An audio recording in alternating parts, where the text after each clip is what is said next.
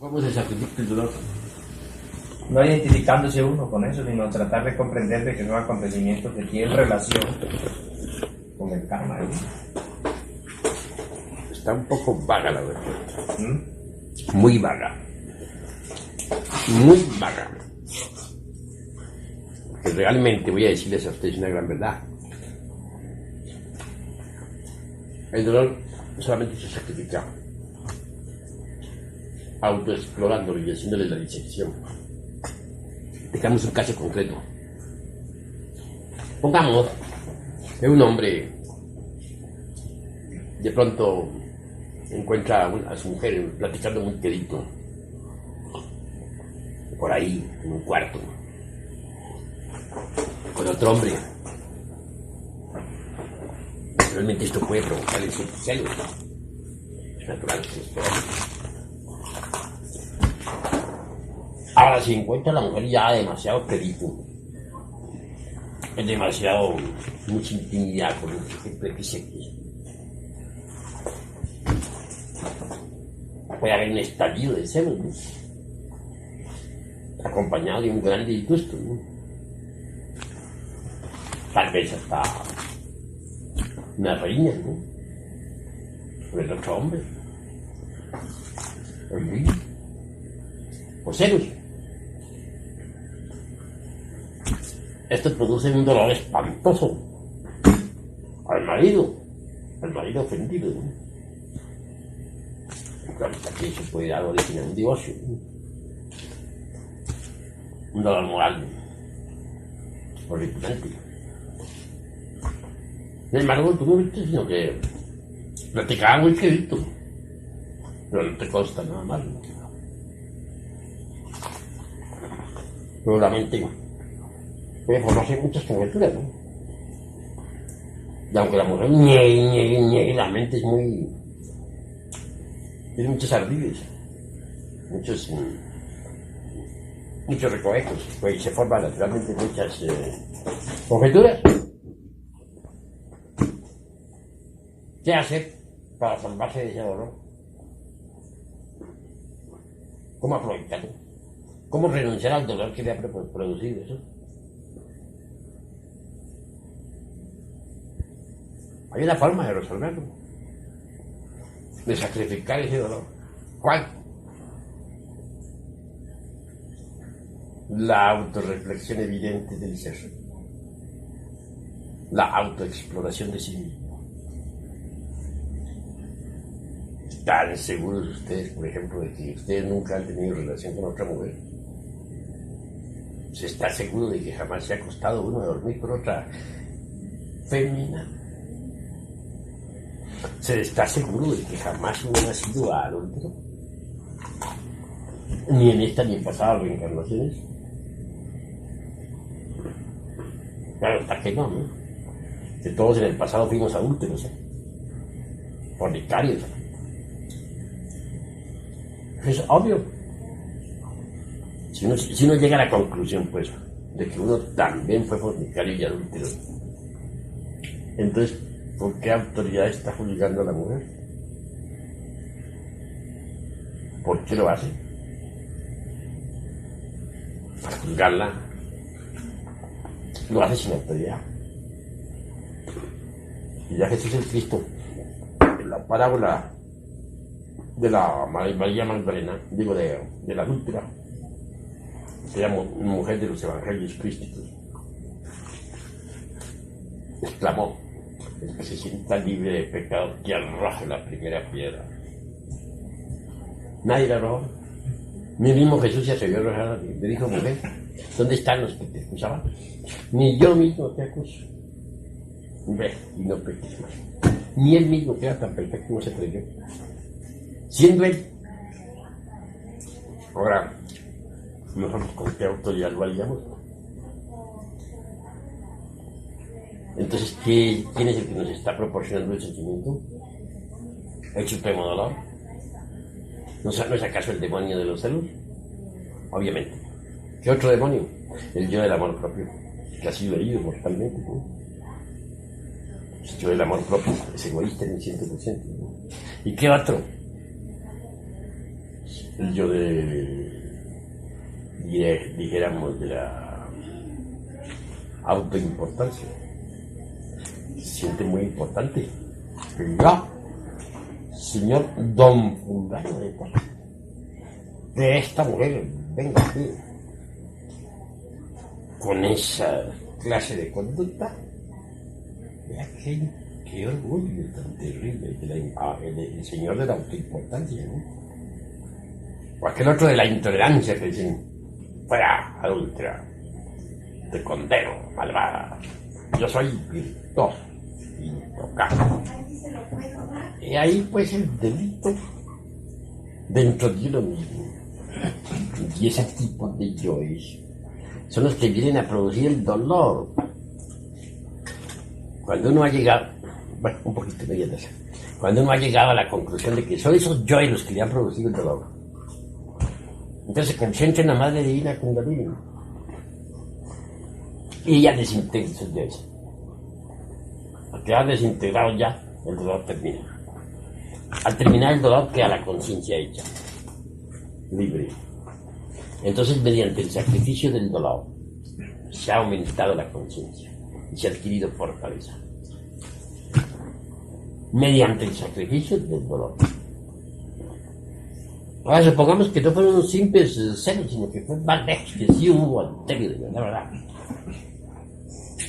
Entonces tendrá que venir, yo sí, un divorcio, porque eso lo autoriza la ley divina, ¿no? Pero en ese caso,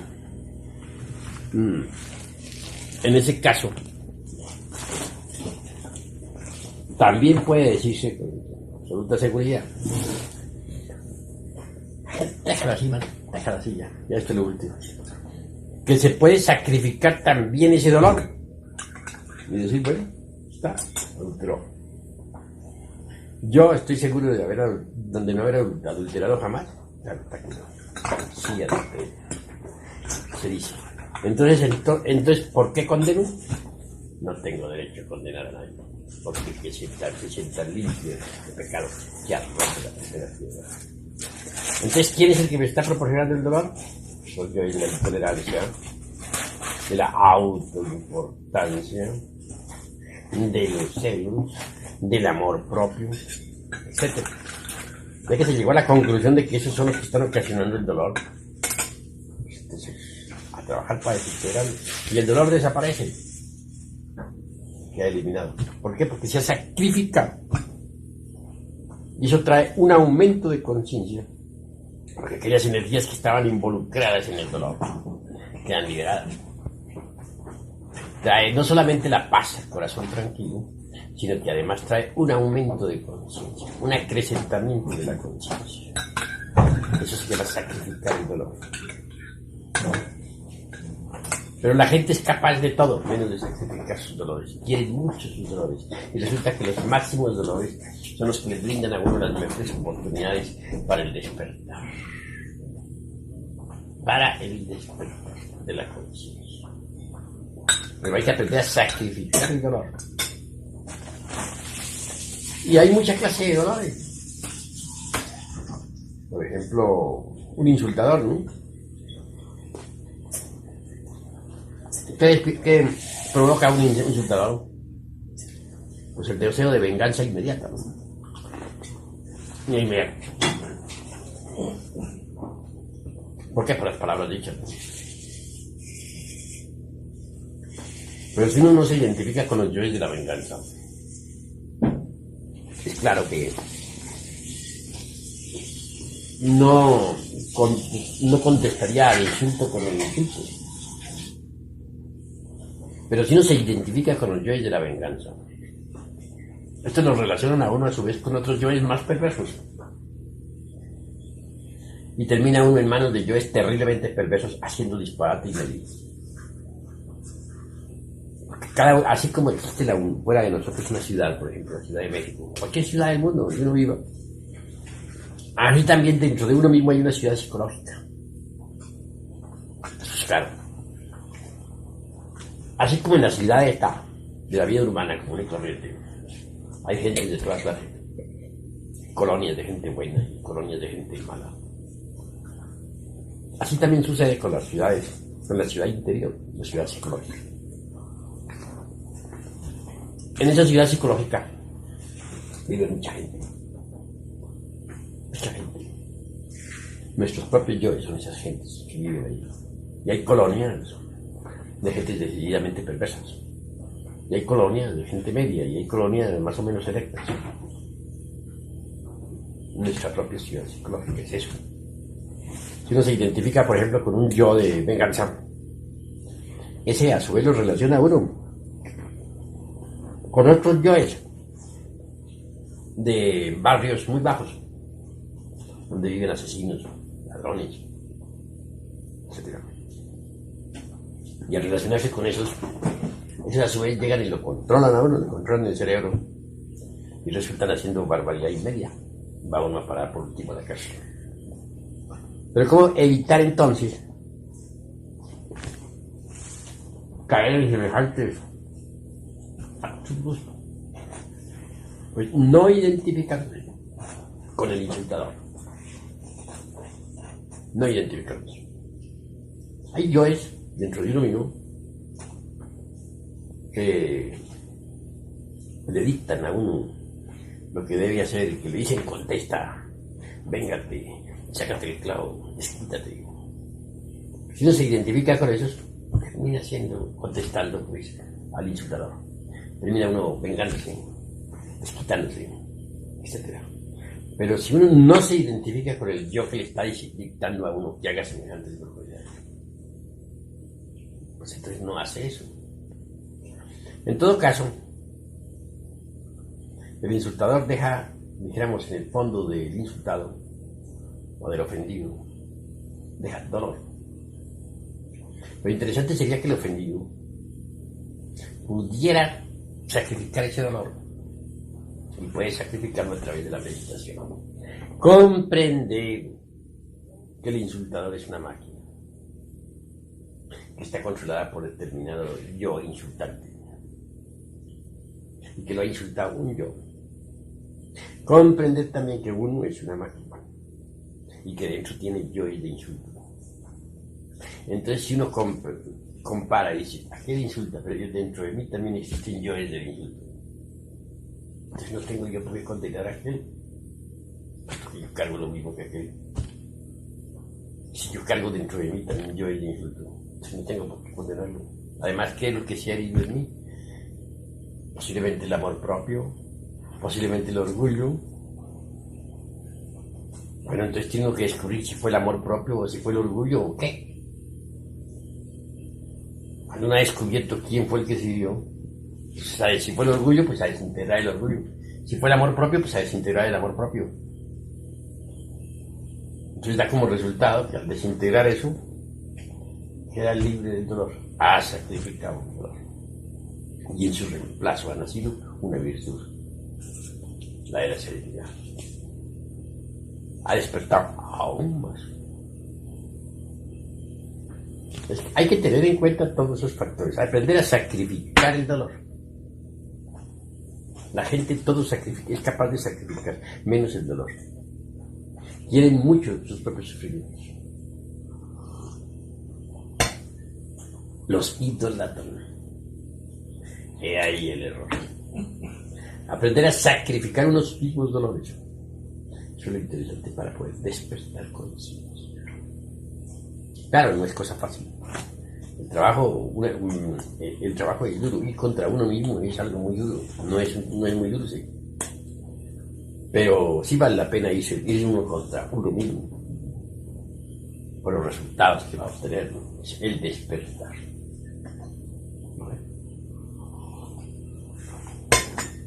De manera que van entendiendo ustedes. Abuelo, posiblemente sería ridículo preguntarle algo que me viene ahorita a mí a la mente. Como yo me doy cuenta que nadie o casi nadie tiene, digamos, esa capacidad de análisis con la que usted cuenta. Eso es lo que considero yo que lo lleva a usted a trabajos tan profundos, ¿no? Pero sí. Pero, ¿qué es lo que le ha dado a usted esa capacidad de análisis? Les voy a ser sincero a ustedes. En principio la capacidad de análisis, aunque yo pensaba que era extraordinaria, resulta con respecto a la actual capacidad que tengo, algo incipiente. La capacidad actual que tengo se desarrolló pues de una capacidad incipiente. Esa capacidad de análisis actual no se debe a otra cosa, sino a la disolución del ego. Resulta que cuando uno tiene ego es muy torpe. Pero cuando uno desintegra el ego, la esencia queda muy libre. Y la esencia libre le confiere a uno inteligencia. Pero el que tiene ego cree que es inteligente. No lo es. Pero él cree que lo es. Y no lo es. Podrá ser intelectual. Pero una cosa es ser intelectual y otra cosa es ser inteligente. Hay que hacer una plena diferenciación entre intelectual e inteligente. Cuando uno aniquila el ego, aflora entonces la inteligencia. Pero de una forma natural, espontánea. Cuando uno no tiene ego, es inteligente. Pero cuando sí tiene ego, aunque se crea muy inteligente por el hecho de haber leído, de pertenecer a tal o cual escuela, o de ser un magnífico intelectual, no lo es. No es inteligente. Esa es la realidad de los hechos. Yo cuando tenía ego, pensaba que tenía una gran capacidad de análisis. Después de destruir el ego, he venido a comprender que en aquella época mi capacidad de análisis era incipiente. Pero yo creía que era gigantesca por el hecho de haber leído. Solo el tiempo me vino a demostrar que no era tan grandiosa como yo pensaba. Así que lo importante en la vida es tener esa capacidad de la autorreflexión evidente del ser. Pero esta aflora con la aniquilación del ego. Entonces puede uno ver las cosas más claras. Por eso es que hay 7 tipos de razonamiento. O 9 clases de razón.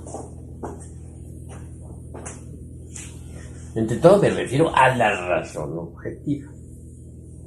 No a la razón subjetiva, sino a la objetiva. La razón objetiva es distinta a la objetiva.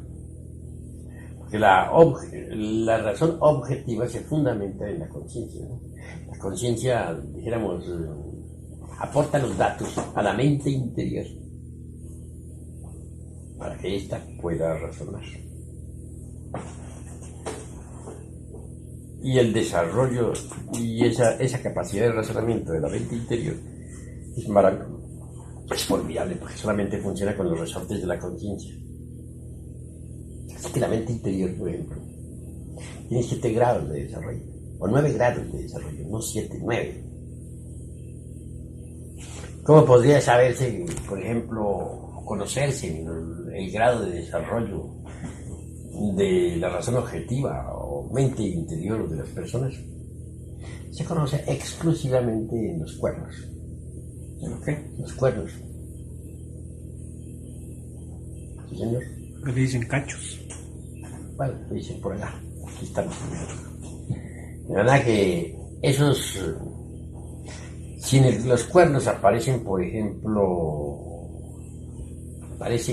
un solo tridente, indica que es un grado de razón objetiva hasta ahora de primer grado. Pero si aparece 2 tridentes, esa persona está en el segundo grado de la razón objetiva.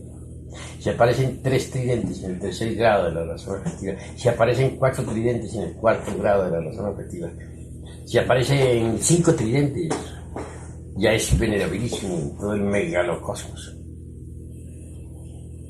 Pero si aparecen 6 tridentes, has alcanzado el grado de Él, como dice Gurdjieff, de Anklat, ha alcanzado el sagrado Anklat. 6 tridentes los tienen únicamente los que han hecho la gran obra. Nada más. Pero ahí no se queda corto eso, por ejemplo, porque del 6º grado de desarrollo de la razón objetiva a donde se debe llegar, que es el eterno Padre Cósmico Común, hay todavía 3 grados más. Quien llegue al 9º grado de desarrollo de la mente interior, incuestionablemente ya está perfectísimo en todo sentido. Ya puede sumergirse entre el seno del eterno Padre Cósmico Común. Se conoce en todo caso el grado de desarrollo de la razón objetiva por los tridentes de los cuernos. Bueno, podría decírseme que los cuernos los tienen solamente los demonios, ¿no? En todo hay su pro y su contra. Si bien es cierto, por ejemplo, que la electricidad puede servir para los usos industriales, también sirve para matar. Hoy en día está convertido en diablo, la gente lo tiene convertido en diablo. Visto interiormente, con el sentido de la autoobservación psicológica desarrollada, se puede ver como un verdadero diablo. Así lo tiene la pobre gente. Pero cuando uno comienza a desintegrar el ego, él comienza a blanquear. Cuando uno sabe sacrificar sus propios sufrimientos, él comienza a blanquear. Cuando uno ha desintegrado completamente al ego, él resplandece gloriosamente. Y al integrarse con el iniciado lo transforma en arcángel, porque él mismo viene a convertirse en arcángel. Y conservará siempre sus cuernos, pero en los cuernos están los tridentes, y el número de tridentes indica el grado de desarrollo alcanzado en la razón objetiva del ser. Tendrá que llegar uno a poder, dijéramos, comprender y hasta analizar o, dijéramos, discernir con la razón objetiva las verdades más trascendentales del espíritu, del ser. Es algo muy grandioso, ¿no? Pero eso no se consigue de la noche a la mañana, sino mediante el desarrollo de la razón objetiva. Y la razón objetiva no puede desarrollarse sino mediante los sucesivos despertares de la conciencia. Conforme la conciencia va despertando más y más, conforme se va haciendo más y más objetiva, conforme se va desarrollando y acrecentando en cada uno de nosotros, así también, y de la misma manera, su vehículo, que es la mente interior, se va desarrollando. Es decir, y los funcionalismos de la razón objetiva obviamente se van desarrollando. Pero distingamos entre razón objetiva y razón subjetiva. La gente tiene la razón subjetiva desarrollada, pero no tiene la razón objetiva del ser. Porque hay 3 mentes. La mente sensual, que elabora sus conceptos de contenido con los datos aportados por los sentidos. Ella no puede saber nada de la verdad, ni de Dios, ni de lo real. Allí está la razón, de tipo perfectamente subjetivo. La mente interior, donde están depositadas las creencias, tampoco puede saber nada de lo real. Por último, la mente interior. Esta es el vehículo de la conciencia. Conforme la conciencia vaya despertando, la mente interior va desarrollando sus procesos analíticos objetivos en forma extraordinaria. De manera que quien llegue a tener, por ejemplo, el desarrollo total de 9º grado, y llegue a tener los 9 tridentes en los cuernos de su Lucifer particular individual, indubitablemente se ha hecho absolutamente consciente de lo real, de la verdad. Pues hasta puede procesar análisis sobre la misma. Es un dios. Un Paramartasatya, digamos, ¿no? Podría decirse, Paramartasatya. Pero no se alcanza semejantes estaturas sino mediante los sucesivos despertares de la conciencia. Y no se puede llegar a esos sucesivos despertares de la conciencia sino sacrificando el dolor, aprendiendo a sacrificar sus propios sufrimientos. Porque en realidad, de verdad, cada vez que uno sacrifica un sufrimiento, se acrecenta la conciencia y se adquiere más fortaleza psicológica. Eso está ya debidamente, dijéramos, evidenciado. De sacrificar el dolor. Esa es la clave más extraordinaria que hay para ir procesando despertares de la conciencia. Estos diversos despertares a su vez van, dijéramos, acrecentando el desarrollo o intensificando el desarrollo de la razón objetiva que pertenece, como ya dije, a la mente interior profunda. Por ese camino sigue ir acrecentando la conciencia cada vez más. Y conforme uno va acrecentando la conciencia, va matando karma. Va matando. Si alguien, por ejemplo, se hace consciente del dolor que le produjo un negocio mal hecho, digamos, un ejemplo, descubre que el yo de egoísmo estaba activo, entonces lo desintegra y mata karma. O descubre que el yo de la ambición estaba activo, mata karma al desintegrarlo. Si las gentes aprovecharan hasta el más ínfimo dolor de su vida para sacrificarlo, a la hora de la muerte desencarnarían sin karma, con conciencia completamente lúcida, despierta y sin karma.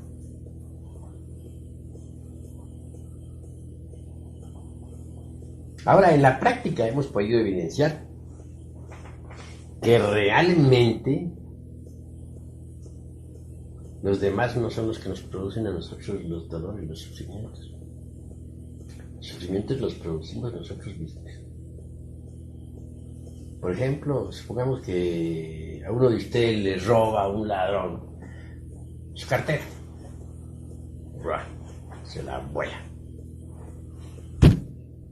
Dicen ustedes, hombre, me acaban de robar, he perdido mi dinero. Luego viene la angustia, quedé sin dinero. El espantoso sufrimiento, quedé sin dinero. ¿Y ahora qué hago? Pero vamos a ver, ¿el ladrón nos produjo el dolor?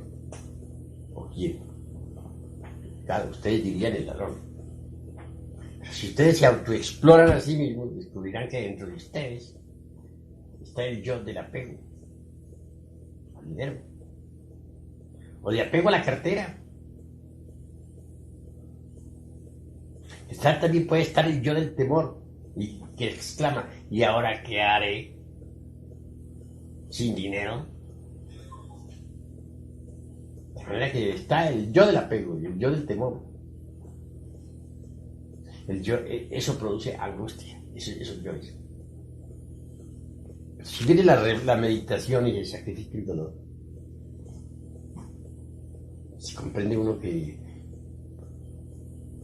el dinero es pasajero, que las cosas materiales son vanas y ilusorias. Si se hace consciente de esa verdad, si esa verdad no queda simplemente en el intelecto, sino que se queda en la conciencia, si llega uno a comprender que estaba pegado a su cartera y a su dinero,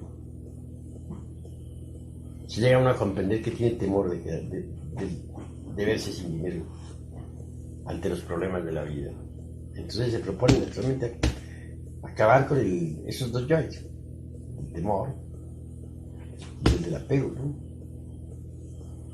Si voy a sacrificar ese dolor, porque esto es vano e ilusorio, y le hacen la disección a ese dolor, voy a comprender que es vano e ilusorio, puesto que una cartera, un dinero, todo eso son cosas perecederas. Entonces termina desintegrando el yo del apego del dinero y al yo del temor. Y en esa forma sacrifica su dolor y desaparece el dolor. Pero realmente, ¿quién era al llegar a esas alturas, digo yo, vienen a darse cuenta quién era en verdad el que le estaba produciendo el dolor? No fue el ladrón el que le produjo el dolor, sino el yo del apego a las cosas materiales y el yo del temor. Y lo viene a comprobar uno después de que sacrifica el dolor, después de que desintegra los yoes del temor y del apego. Lo viene a comprender porque el dolor desaparece absolutamente. Entonces no fue el ladrón el que le ocasionó el dolor, las causas del dolor las lleva uno dentro de sí mismo. No fuera de sí mismo, sino dentro.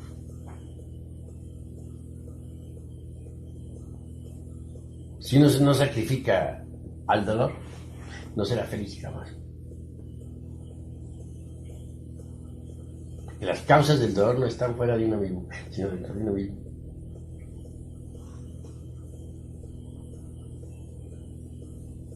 Yo llegaba a esas reflexiones. Es que este tipo de reflexiones son necesarísimas para los estudiantes ahora, porque usted sienta bases, digamos, en sus libros, o en, bueno, más que nada en sus libros, ¿no? Pero este aspecto de la tercera cámara, el psicológico, es de una ayuda espantosa para los estudiantes ahora. Claro. Porque ahí encuentran ellos, digamos, un apoyo hacia lo que son, digamos, los análisis de muchos aspectos que no del ego, que no puede uno penetrar en ellos por falta de capacidad. Yo por eso le veo tanta importancia al aspecto psicológico en la tercera cámara. Hoy me había gustado desarrollar el aspecto psicológico, pero como hubo un matrimonio, mi ser orientó todo hacia la alquimia, ¿no? Pero el aspecto psicológico es fundamental. Claro. Es fundamental. Y lo que más lo perjudica a uno es la identificación. Porque si un yo, por ejemplo, le dice a uno, véngate de aquel que me causó dolor, y le surgiera a uno la idea de vengarse, y uno se identifica con ese que está ahí sugiriendo esas ideas, pues termina al fin y al cabo vengándose. Ahora, ¿cómo se relacionan los yoes unos con otros? Piensen ustedes en una ciudad, la ciudad psicológica. Tiene, digamos, colonias donde vive gente sana y colonias donde vive gente perversa. Colonias donde vive gente sana y perversa y de todo un poco. Suburbios más o menos malos, suburbios regulares, etcétera, llenos de mucha gente. Todas esas personas que viven en esa ciudad psicológica que nosotros cargamos en nuestro interior son nuestros propios yoes. Son personas. Y esas personas, pues, aprovechan cualquier oportunidad para manifestarse a través de nosotros. Por ejemplo, si uno le pone mucho cuidado, por ejemplo, a un yo de venganza, entonces se identifica con él, se pierde en él y él en uno, y termina uno haciendo lo que él quiere, comete unos errores gravísimos que lo llevan a la cárcel. Esto se me parecería en el mundo físico, por ejemplo, al caso de una persona. En el mundo físico hay muchas personas. Supongamos que una persona cualquiera pudiera perderse en uno por un milagro de magia. Entonces resultaría uno haciendo las barbaridades que esa persona tiene en su mente, ¿no? Pues esto es algo semejante. Entonces, esas personas que viven en las ciudades psicológicas, pues son los yoes. Si uno le pone mucho cuidado a un yo perverso, ese lo relaciona uno con habitantes de los barrios más perversos de la ciudad psicológica. Y esos otros los relaciona con otros perversos peores que viven en las distintas calles de la ciudad psicológica. Conclusión, termina uno haciendo barbaridades. De verdad que lo más grave que hay lo más grave que hay es identificarse con esos yoes. ¿Qué diríamos? Sería el colmo de los colmos, ¿no? Un ciudadano que va pasando por la calle y pudiera perderse en uno. Sería horrible, ¿no? Bueno, eso es lo que sucede con los yoes. Son ciudadanos que viven en la ciudad psicológica. Pronto resuelven perderse en uno para hacer barbaridades. Se establecen. Se establecen en uno en ellos y ellos en uno. Y resulta haciendo cosas incongruentes, diciendo y haciendo cosas incongruentes. Y dijéramos, el truco que ellos tienen para meterse dentro de uno, para perderse en uno, es precisamente la identificación. Esa es la cosa. Lo más grave es identificarse con esos, con esa gente que vive en la ciudad psicológica. Lo más grave. Bueno, vamos a acostarnos. Claro, güey. Ahí quedó grabado todo en esa cinta para los que la escuchan. Claro, güey, es maravilloso todo esto. En aprender a sacrificar nuestros propios sufrimientos. Esa es la clave, ¿no, güey? ¿Claro? Provocar despertares formidables. Sacrificar los propios sufrimientos. Sacrificar los propios sufrimientos. Eso, y la gente no está dispuesta a sacrificar eso, los quieren demasiado. Pues si uno lo sacrifique, ¡pam! Los despertares, miren los despertares. Seguido. Es decir, a través del dolor, ¿no, güey? Dolor psicológico. Sí, que produce dolor desde sacrificar el dolor. Pero el resultado es el despertar. ¿Qué tal? Pues claro. Claro. Y por eso es que vale la pena vivir, ¿no?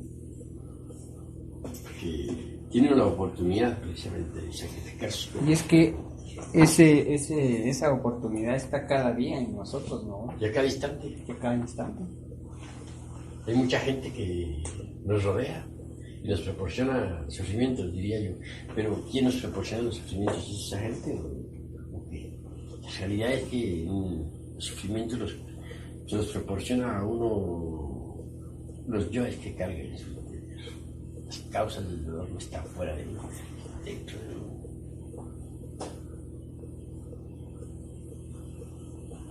Esa es la realidad. Bueno, vamos a empezar mañana a sacrificar. ¿Ah? Vamos a empezar mañana.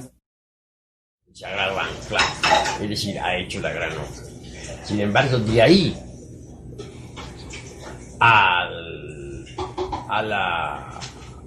dijéramos, al seno del Eterno Padre Cósmico Común, es el absoluto, el omnimisericordioso. Hay que pasar por 3 grados más de perfeccionamiento de la razón objetiva, lo que significa hacerse consciente totalmente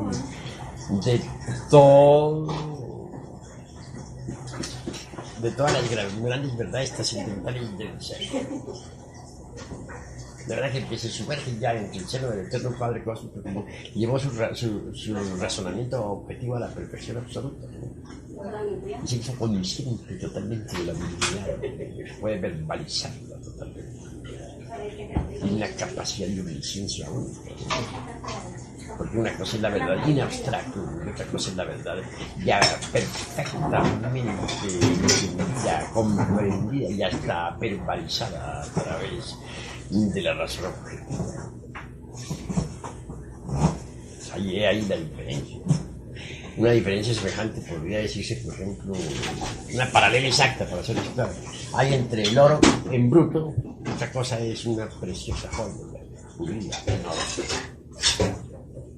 Una cosa es la verdad in abstracto y otra cosa es la verdad ya expresada de forma objetiva a través de la razón objetiva perfeccionada. Está pulida la joya. Claro. Eso hay que saberlo, pues, entender.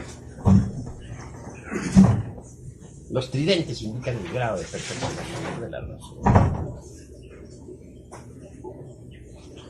Esto es obvio.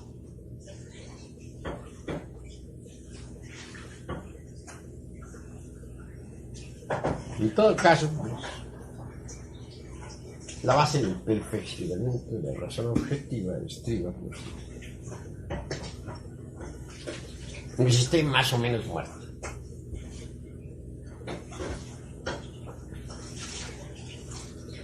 Ahora, solo Lucifer, con sus tridentes,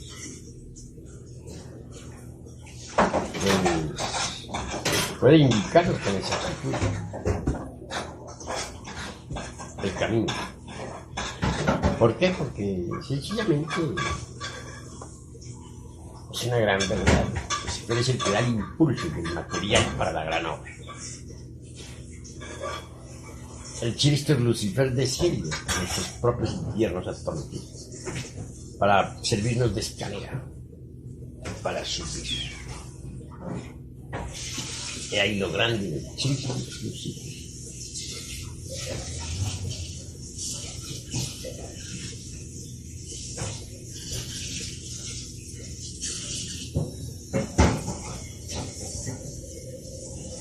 Es rebelde, el chiste muy sincero.